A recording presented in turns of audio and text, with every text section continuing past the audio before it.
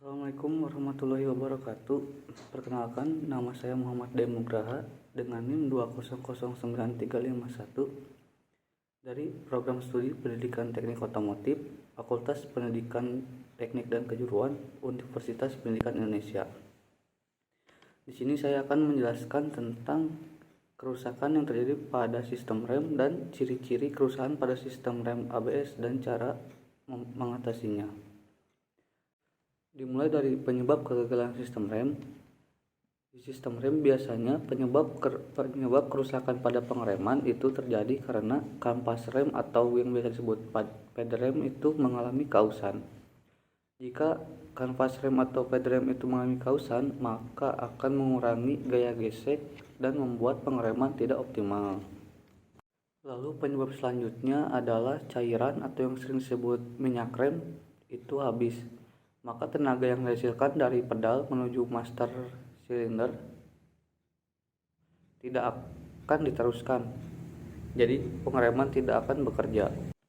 Selanjutnya ada udara pada sistem pengereman atau yang sering disebut juga angin palsu. Itu membuat tenaga yang harusnya dilakukan untuk melakukan pengereman malah dibuat untuk mengkompresi udara tersebut.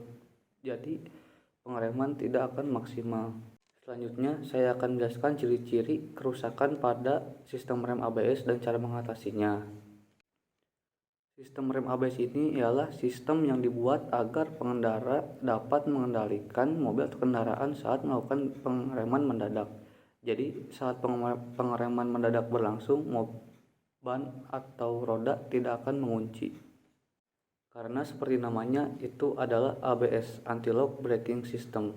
Nah, di sini ciri-ciri kerusakan pada rem sistem ABS ini ada yang saya ketahui ada dua hal, yaitu pada saat lampu indikator menyala itu pasti ada kerusakan pada sistem rem ABS.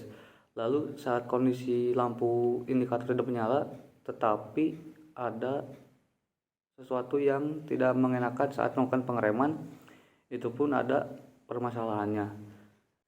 Nah, jika lampu indikator menyala, berarti ada kerusakan pada komponen seperti sensor dan kabel-kabel di sistem rem ABS ini. Untuk di sensor, kita bisa melakukan pengecekan secara visual lalu menggunakan alat atau diagnosis tool.